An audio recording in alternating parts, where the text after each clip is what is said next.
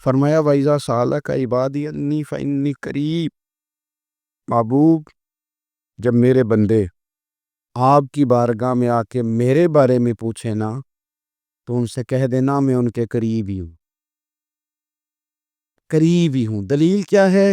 یہ جب بھی مجھ سے دعا مانگیں گے میں ان کی دعاؤں کو قبول فرماؤں گا۔ میں ان کے قریب ہوں، میں ان کے قریب ہوں۔ یہ جب بھی دعا مانگیں گے نا میں قبول کروں گا، میں ان کے قریب ہوں۔ اللہ تبارک و تعالیٰ کے بندے اللہ سے محبت کرتے، رب کی بارگاہ میں جھکتے، اس کو اپنے دکھ سناتے، اس کے پیارے محبوب صلی اللہ تعالیٰ علیہ وسلم کا وسیلہ لے کے اس کے حضور حاضر ہو جاتے، پیشانیاں سجدوں سے روشن ہوتی۔ ہم نہ ہر چیز کے لیے وقت نکالتے ہیں، ہر چیز کے لیے، لیکن عبادت کے لیے وقت نہیں نکالتے۔ ہر شے آباد ہے، ہر شے، ہماری فیس بک بھی آباد ہے، واٹس ایپ بھی آباد ہے، ہمارے ٹویٹر بھی آباد ہیں، ہماری ہر چیز آباد ہے۔ سب سے کم آباد ہمارا مصلی رہ گیا ہے، سب سے کم۔ وہ لوگ اب ڈھونڈنے سے ملتے ہیں جن کی بغل میں مصلی ہوتا تھا۔ میرے بھائی، آپ کتنا کو دنیا کے پیچھے بھاگو گے تھکا دے گی، کتنا دولت کے پیچھے بھاگو گے تھکا دے گی۔ آپ جب اپنی زندگی میں جمع تفریق کرو گے نا تو مرتے وقت احساس ہوگا کہ سارا کچھ تو لوگوں کے لیے کیا، اپنے لیے تو کر ہی کچھ نہیں سکے۔ اور ہم عبادت کے معاملے میں بہانے بازی بھی کرتے، ہم کہتے ہیں اوہو رزق کمانا بھی تو عبادت ہی ہے نا، تو میں حلال روزی کے لیے جا رہا ہوں، یہ بھی تو عبادت ہے نا۔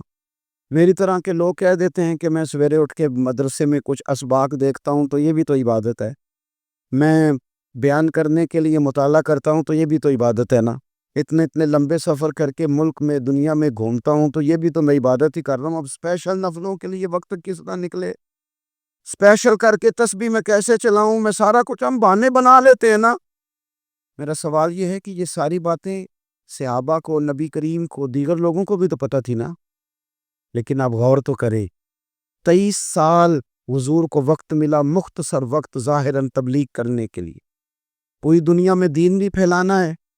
گھر میں 11 ازواج ہے، 4 بیٹیاں ہیں، ان کی اولادیں، سارے کام کاج بھی دیکھنے، لیکن سیدہ طیبہ طاہرہ حضرت عائشہ صدیقہ رضی اللہ تعالیٰ عنہ فرماتی ہیں سارا دن تبلیغ کرتے، ہر غلام کے دکھ سنتے، گھر میں آتے تو اپنے گھر والوں کا خیال کرتے، کام میں ہمارا ہاتھ بٹاتے۔ قربان جاؤں، کہتی ہیں زمانہ سارا سو جاتا لیکن آمنہ کے لال مصلی بچھا لیتے۔ دنیا سو گئی، ساری سب سو گئے، جو خدام تھے، وہ جو غلام تھے وہ سو گئے۔ صحیح مسلم میں لفظ ملیں گے، سیدہ پاک فرماتی ہیں او میرے نبی کے غلاموں، میں نے یہ رنگ بھی دیکھا ہے کہ حضور نے اتنا کھڑے رہے، اتنا قیام کیا، اتنا قیام کیا کہ مقدس پیروں میں ورم آ گئے، سوج گئے پیر۔ اتنے بڑے دل پہ ہاتھ رکھ کے نہیں بتا سکتا کہ میرے کبھی نماز میں پیر سوج گئے، کوئی نہیں بتا سکتا۔ بچوں کی روٹی کماتے تھک گئے بات الگ ہے، ہم سیر کرنے گئے تو تھک گئے بات الگ ہے، لیکن عبادت میں یہ بھی تو مسلم شریف ہے نا، یہ بھی تو دین ہے نا، یہ بھی تو حضور کی سنت ہے، یہ بھی تو وہ چیز ہے جو کریم کی آنکھوں کی ٹھنڈک ہے۔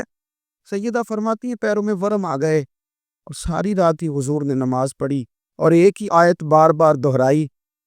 مسجد نبی میں بلال حبشی نے فجر کی اذان دے دی اور حضور ابھی مصلی پہ تھے، کریم فارغ ہوئے، میں نے عرض کی یا رسول اللہ صلی اللہ علیہ وسلم، آپ کے تو صدقے اللہ اگلے پچھلوں کے گناہ معاف کرے گا، تو آپ اتنی آغوزاری کیوں فرماتے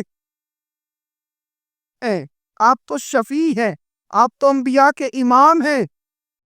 تو حضور نے فرمایا عائشہ تم نے گنوایا ہے نا میرے اللہ کی مجھ پر کتنی رحمت ہے، افلا اکون عبدا شکورا، فرمایا اگر اس نے اتنی نعمتیں دی ہیں تو کیا میں اس کا شکر گزار بندہ نہ بنوں، میں شکر گزار بندہ نہ بنوں اس کا؟ پھر اگر اتنی نعمتیں اس نے دی ہیں، مجھے اتنا نوازا ہے، تو پھر میں اس کے سامنے سجدے نہ کروں؟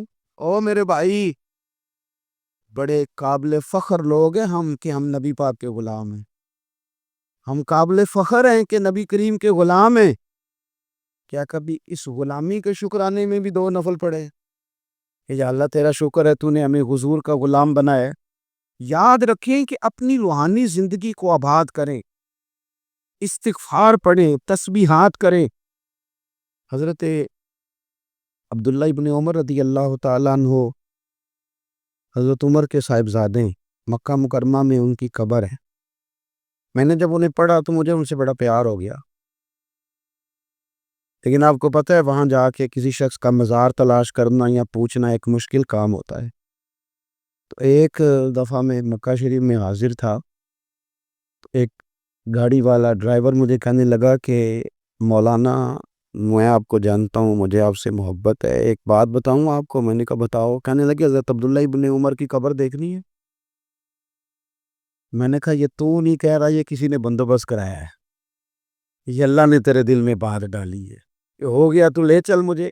حضرت عبداللہ ابن عمر کو نبی پاک نے فرماتا راجل صالح، یہ نیک بندہ ہے، یہ متقی آدمی۔ حضرت عبداللہ ابن عمر رضی اللہ تعالیٰ عنہ سیدنا فاروق اعظم رضی اللہ تعالیٰ عنہ کے صاحبزادے ہیں، اور ان کی ہمشیرہ سیدہ حفصہ رضی اللہ تعالیٰ عنہ حضور کی زوجہ محترمہ۔ ایک دن اپنی ہمشیرہ سے کہنے لگے کہ نبی کریم صلی اللہ تعالیٰ علیہ وسلم گھر میں آئے نا، اور اگر حضور غم امت میں پریشان نہ ہو، طبیعت کو حشاش بشاش دیکھو، تو ذرا پوچھنا تو صحیح حضور کا میرے بارے میں کیا خیال ہے، پوچھنا تو صحیح کہ کریم کی بارگاہ میں میرا کیا مقام ہے، میرے بارے میں حضور کیا فرماتے ہیں۔ اب بہن کو کام بتائے، اور بتائے بھی بھائی، اور پھر بہن وہ کام نہ کرے، یہ تاریخ میں ہوتا نہیں۔ حضرت عمر فاروق رضی اللہ تعالیٰ عنہ کے صاحبزادی ام المومنین رضی اللہ تعالیٰ عنہ فرماتی ہیں کہ میں تو بس منتظر تھی، انہوں نے تو کہا تھا نا کہ اگر تم حشاش بشاش دیکھو تو بات کرنا، لیکن حضور تشریف لائے، میری باری تھی، میرے گھر تشریف لائے، کھانا پیش کیا تو فوراً میں نے عرض کی حضور ایک بات پوچھنی تھی۔ تو حضور نے فرمایا پوچھئے۔ میں نے عرض کی حضور میرے بھائی عبداللہ ابن عمر کے بارے میں آپ کا کیا خیال ہے؟ نوجوانوں میری بات پہ غور کرنا، میرے بھائی کے بارے میں آپ کا کیا خیال ہے؟ تو نبی کریم صلی اللہ تعالیٰ علیہ وآلہ وسلم نے میری طرف دیکھا، اور پھر حضور زیر لب تھوڑا مسکرائے، اور بریلی کے امام کہتے ہیں کہ حضور مسکرا دیتے تھے نا تو جو بڑا دکھی ہوتا تھا وہ بھی ہنس پڑتا تھا۔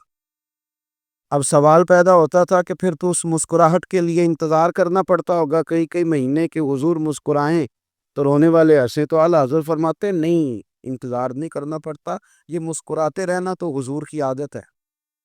جس کی تسکی سے روتے ہوئے ہنس پڑے، اس تبسم کی عادت پہ لاکھوں سلام۔ یعنی یہ تو عادت ہے حضور کی مسکراتے رہنا، اس کے لیے انتظار نہیں کرنا پڑا۔ بھائیو آپ خیال رکھیں گے، غور کریں گے، حضرت عبداللہ ابن عمر رضی اللہ تعالیٰ عنہ کے بارے میں پوچھا تو سیدہ فرماتی ہیں کہ نبی کریم صلی اللہ تعالیٰ علیہ وسلم نہ زیر لب مسکرائے اور فرمایا حفصہ تیرا بھائی ہے تو اچھا، لیکن میں نے سنا ہے کہ عشاء کی نماز پڑھتا ہے تو فجر تک سویا ہی رہتا ہے۔ او نوجوانوں، 10 بجے تک سونے کی بات نہیں ہوئی، 9 بجے تک سونے کی بات نہیں ہوئی، 11 بجے اٹھنے کی بات نہیں۔ حضور فرمانے لگے میں نے سنا ہے کہ عشاء کی نماز پڑھ کے سو جاتا ہے اور فجر تک سویا ہی رہتا ہے، اسے چاہیے کہ تہجد کے وقت اٹھا کرے، اللہ کی بارگاہ میں حاضر ہوا کرے، آہوزاری کرے، سجدے کرے، عبادت کرے، اٹھتا ہے اور فجر میں جا کے اٹھتا ہے۔ حضرت جناب حفصہ رضی اللہ تعالیٰ عنہ کہتی ہے میں نے جناب عبداللہ ابن عمر کو پیغام دیا اور میں نے کہا میرے جوان بھائی سون، نبی پاک نے فرمایا ہے تو اچھا پر تہجد میں نہیں اٹھتا، نفل نہیں پڑھتا۔ او میری ملت کے جوانوں، مزہ نہیں آ جاتا جب ساری دنیا سوئی ہو، ساری دنیا، اور بستر بھی گرم ہو اور نیند بھی پورا غلبہ کر رہی ہو، اور اچانک گھنٹی بجے دماغ میں، آنکھ کھلے، گھڑی پہ نظر پڑے، 3:30 4 بجے کا پیغام گھڑی بتائے، اور کوئی چڑھتی جوانی والا اٹھ کے وضو کرے، اور جب وہ مصلی کھول کے بچھائے تو مدینے والے محبوب کہتے ہیں کہ ہر نماز پہ رب ثواب دیتا ہے، اور جو اٹھ کے تہجد کی نماز پڑھے اسے دیکھ کے تو رب مسکراتا ہے، جو اس کی شان کے لائق ہے، جو اس کی شان کے لائق، وہ مسکراتا ہے، خوش ہوتا ہے کہ میرا بندہ تہجد میں اٹھ گیا، وہ مسکراتا ہے۔ کاش ہماری صبحیں کبھی اپنے مالک کے نام ہو جائیں، کاش کے صبح حضرت ابو الحسن رحمۃ اللہ تعالی علیہ حضرت معاذ ابن جبل رضی اللہ تعالیٰ عنہ کے پاس بیٹھا کرتے تھے، فرماتے ہیں ان سے جو پیار بڑھا تو پھر میرا مصلی سے بھی بڑھ گیا۔ تابعی ہیں، فرماتے ہیں صحابی رسول سے محبت ہوئی تو ذکر سے بھی ہو گئی، پھر درود شریف سے بھی ہو گئی، محبت ان سے بڑھی تو پھر اللہ نے مسجد کا پیار بھی بڑھا دیا۔ آپ فرماتے ہیں کہ میری ہر وقت بھی یہ چاہتی تھی کہ بس اللہ اللہ کروں، بس اللہ اللہ کروں، بس نہ میں ذرا تھوڑی جان چھڑاؤں لوگوں سے، کو 10 منٹ ملے تو میں کو 4 نفل پڑھ لوں، میں تھوڑا سا نہ بچوں لوگوں سے، اور مجھے تسبیح ملے تو میں نہ کچھ 400-500 دفعہ استغفار پڑھوں، سبحان اللہ، الحمدللہ، اللہ اکبر، لا حول ولا قوت الا باللہ، میں نہ تسبیحات پڑھوں۔ فرماتے ہیں کہ بچے تھے گھر میں 6-7، غربت تھی، کام ملتا کوئی نہیں تھا، اور میں کام چور نہیں تھا، کام ڈھونڈتا تھا، پر اللہ کی قدرت کے کام نہیں ملتا تھا۔ فرماتے ہیں کہ میں نے ایک دن اپنی اہلیہ سے کہا کہ آج میں پھر جاتا ہوں کام ڈھونڈنے، تو میری بیوی بڑی فرما بردار تھی، پر اس دن نہ غربت کے ہاتھوں تنگ آ کے کہنے لگی آج نانا کوئی تو چیز لے کے آیا، تو مجھ سے بچوں کی بھوک نہیں دیکھی جاتی، سب روگاں دا روگ محمد جس دا نام غریبی، کنڈ بلا کے لنگ جاندے نی دوست یار قریبی، آج نہ کچھ لے کے آیا تو میں بچے لے کے چلی جاؤں گا۔ شیخ فرماتے ہیں کہ میں بڑا پریشان گھر سے نکلا، پر میں نے صبح سے لے کے زور تک کام ڈھونڈا، کام ملا کوئی نہیں، تو میرے دل میں خیال آیا چلو کام نہیں ملتا تو اللہ اللہ تو کرے نا، چلو بندوں کی مزدوری نہیں ملتی تو رب کریم کی عبادت ہی کرتے ہیں۔ فرماتے ہیں کہ میں نے نا فرات کے پانی سے وضو کیا، نہر کے، شدید دھوپ تھی، ساتھ ریت تھی اور ریت تپ رہی تھی، میں نے اپنا رومال وہیں مصلی کے طور پر بچھا لیا، اور فرماتے ہیں کہ زور سے لے کر عصر تک نماز پڑھی، دھوپ بھی پورے زور پہ، پر میرے سجدے کا ذوق بھی پورے زور پہ۔ فرماتے ہیں سورج بھی چمک رہا ہے اور رب کی عبادت کا ذوق بھی پورے زور پہ، میں سجدہ کروں تو پھر میرا اٹھانے کو جی نہ چاہے۔ میرے استاد لکھا کرتے تھے، یہ ان کا شعر ہے، وہ کہا کرتے تھے مجھے سوز دے، مجھے ساز دے، اور مجھے نیم شب کا نیاز دے، دم سجدہ خود کو میں توڑ دوں، مجھے ایسا ذوق نماز دے، اور میں تیری بہار کا پھول ہوں، میں کھلا بھی ہوں تو تیرے لیے، مجھے میری شاخ سے توڑ لے، مجھے اپنی زلف کا ناز دے۔ بھائی فرماتے ہیں کہ عصر تک میں نے نفل پڑھے، دل ڈھلنے لگا، عصر کی نماز پڑھی اور میں وہاں سے چلا۔ اب میں جب نکلنے لگا تو دل میں خیال آیا کہ چھوٹی چھوٹی دیواریں ہیں گھر کی، بغیر کچھ لیے جاؤں گا تو بیوی دور سے دیکھے گی تو شور کرے گی کہ پھر خالی ہاتھ آ گیا ہے۔ کہتے میں نے اپنی اسی رومال میں جس پہ میں نے نماز پڑھی تھی نا، رومال میں کیا کہتے پنجابی صافہ کہتے ہیں، اسی میں نا میں نے کچھ ریت بھر لی کہ وہ دور سے دیکھے گی تو سمجھے گی کچھ لے کے آیا ہے، چلو جا کے اسے بتا دوں گا کہ آج پھر مزدوری نہیں ملی۔ کہتے ہیں وہ ریت لے کر جب میں گھر میں گیا تو پہلے بیوی دروازے پہ کھڑی ہوتی تھی، پوچھتی تھی خالی ہاتھ آ گئے ہو؟ آج میں نے دیکھا تو ہے ہی کوئی نہیں۔ فرماتے میں اندر داخل ہوا، سلام لیے، کونے میں نے وہ رومال رکھ دیا اور میں نے آواز دی کہ بھلی مانس کہاں ہو؟ تو وہ کہنے لگی آپ منہ ہاتھ دھو لیں، میں روٹی لے کے آئی۔ میں نے کہا روٹی کہاں سے آ گئی؟ یہاں تو کئی دنوں کے فاقے، تو کئی دنوں کی غربت ہے، یہاں تو اس گھر میں تو فقیری ہے۔ فرماتے ہیں کہ وہ روٹی لے کے آئی اور اس وقت کی جو موجودہ نعمتیں تھی، سمجھ لیں سلاد، اچار، ہر چیز ساتھ لائی۔ میں نے کہا کہ بچے کہاں گئے؟ کہنے لگی وہ کھانا کھا کے کھیلنے گئے، آپ کھانا کھا لیں آ جاتے۔ کھانا اس نے چن دیا۔ میں نے حیرت انگیز لہجے میں ساری نعمتیں اپنے دسترخوان پہ دیکھ کر کے بیوی سے پوچھا یہ کہاں سے آیا کھانا؟ بچوں کو تو نے کہاں سے کھانا کھلایا؟ یہ سارا کچھ کیسا ہے؟ کہنے لگی پتہ نہیں آج آپ کس کریم کی مزدوری کرنے چلے گئے تھے، پتہ نہیں کس کریم کی، میرے گھر میں تو اتنی نعمتیں آئی ہیں کہ مجھ سے سنبھالی نہیں جا رہی، اتنا اناج ہے، اتنا گندم ہے، کس کریم کے دروازے آج چلے گئے تھے۔ یہ کہتے کہتے وہ اٹھی اور اٹھ کر کے کہنے لگی پہلے ہی بڑا کچھ آیا تھا، اب کیا لے آئے ہو؟ اور جا کر کے نا اس نے وہ ریت والا رومال کھولا، کہنے لگے میں تو لے کے آیا تھا ریت، تو میرے رب نے اسے بھی سونے اور ہیرے بنا دیا تھا۔ جب آپ کی توجہ اللہ کی جانب، میرے نبی پاک صلی اللہ تعالی علیہ وسلم نے فرمایا ہر چیز اپنے رب سے مانگ، ہر چیز مانگ، ہر چیز مانگ۔ یا رسول اللہ کیا کچھ؟ میرے محبوب نے فرمایا تیرے گھر میں نمک بھی ختم ہو جائے تو وہ بھی اپنے رب سے مانگا کر، تو مانگنا وہ تجھے دے گا، تو اس کی بارگاہ میں کشکول طلب دراز تو کرنا۔ اور ترمذی شریف میں عجیب لفظ ہیں، رسول کائنات نے فرمایا، رب کریم فرماتا ہے جب میرا بندہ ہاتھ اٹھاتا ہے نا تو مجھے حیا آتی ہے کہ میں خالی کیسے لوٹا دوں اس کے۔ اتنے بڑے بادشاہ کی بارگاہ میں دعا کی بڑی طاقت ہے۔ میرے نبی پاک نے فرمایا دعا مومن کا ہتھیار ہے، دعا مومن کا، دعا مومن کا۔ حضور نے فرمایا تقدیر کو سوائے دعا کے کوئی چیز نہیں بدل سکتی، دعا مومن کا ہتھیار ہے، یہ کافر کے پاس کوئی نہیں، یہ ہتھیار ہے مومن کا۔ اللہ کرے آپ کو سمجھ آئے، پھر سنیں کئی بار کہہ چکا ہوں، یہ ہتھیار ہے۔ کافر کے مقابلے میں جو تیرے پاس سب سے بڑا ہتھیار ہے وہ دعا ہے۔ دعائیں کرانی چھوڑ دی، کرنی چھوڑ دی، لینی چھوڑ دی۔ حضرت سیدنا انس بن مالک رضی اللہ تعالیٰ عنہ فرمایا کرتے تھے میں نے وہ رنگ دیکھا ہے جب حضور دعا مانگتے تھے اور حضور کی مقدس آنکھوں میں آنسو بھی ساتھ ہی بہا کرتے تھے، میں نے وہ انداز دیکھا ہے۔ بھائی اپنا مصلی کا، عبادت کا، وظائف کا، اللہ اللہ کا سلسلہ اس کو مضبوط کرے، اپنی دعاؤں کے تعلق کو مضبوط کرے۔ دعائیں بڑے انقلاب برپا کر دیتی ہیں۔ ہم تھوڑے تھوڑے نا جب سے خشک ہوئے ہیں نا، خشک، اور میری تو جماعت ہی صوفیاء کی جماعت تھی، ہم تو داتا علی اجمیری کی جماعت سے، ہم تو خواجہ اجمیری کی جماعت سے، ہم تو شیخ احمد فاروق سرہندی کی جماعت سے، ہم تو صوفیاء کی جماعت۔ ہماری جماعت نے بھی وہ تعلق جو ہمارے بزرگوں نے بنایا تھا۔ بزرگ اللہ کے قریب کیسے جاتا ہے؟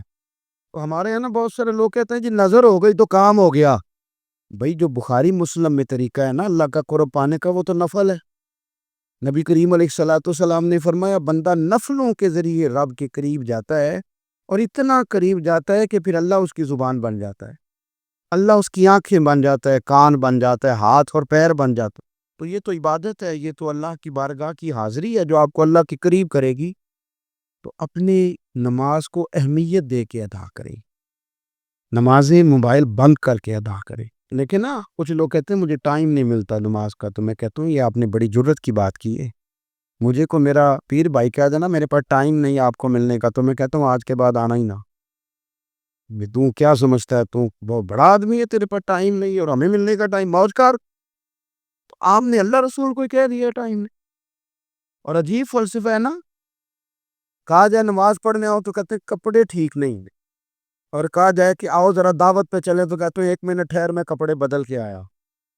نماز کے لیے کہا تو کہتا ٹھیک نہیں، دعوت کے لیے کہا تو کہتا میں ذرا تیاری کر لوں، یوں جانا مناسب نہیں۔ معاملہ ٹھیک نہیں۔ رب تو فرماتا ہے کہ جب تم مسجد میں آ تو زینت اختیار کر کے آ، خوب ذوق سے دعا مانگے، خوب شوق سے نماز پڑھیں، خوب استغفار کا مزاج بنائیں۔ آپ لوگوں کے بیچ رہ کے سکھ حاصل کرنا چاہتے ہیں، لیکن آپ کو پتہ ہے کئی کئی مہینے غار حرا میں رہنا بھی مدینے والے محبوب کا طریقہ ہے۔ ہر سال اعتکاف بیٹھنا الگ سے، یہ بھی حضور کا طریقہ ہے۔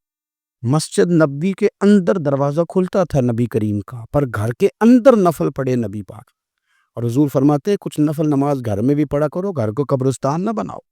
ہمارا گھر اللہ کے ذکر سے آباد ہوگا اگر ہم نماز پڑھیں گے نا۔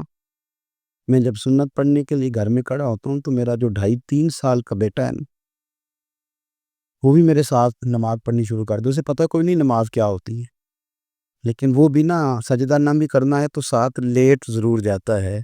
پتہ چلا بچے لیکچر دینے سے نماز نہیں پڑھتے، نماز شروع کر دیں تو بچے بھی شروع کر دیتے۔ ہم جب پریشان ہوتے ہیں تو لیکچر دیتے ہیں، تو لیکچر تو باہر شاید چل جائے، گھر میں کیسے چلے گا؟ گھر میں تو عمل چلے گا۔ تو میرے عزیز، آج کے اس روحانی اجتماع میں ہمارے دوستوں نے جو محنت کی، ہم نے بار بار اپنی نیت سے پوچھا خدا ہمیں معاف کرے اگر کوئی ذاتی شہرت ہے، کوئی ہمارے ذاتی مفادات ہے، رب ہمیں ہدایت دے۔ ہماری یہ خواہش تھی کہ روحانی اجتماع ہمیں تھوڑا سا اللہ اور اس کے رسول کے جانب مائل کرے، کچھ ہمارا رشتہ مصلی کے ساتھ مضبوط کرے۔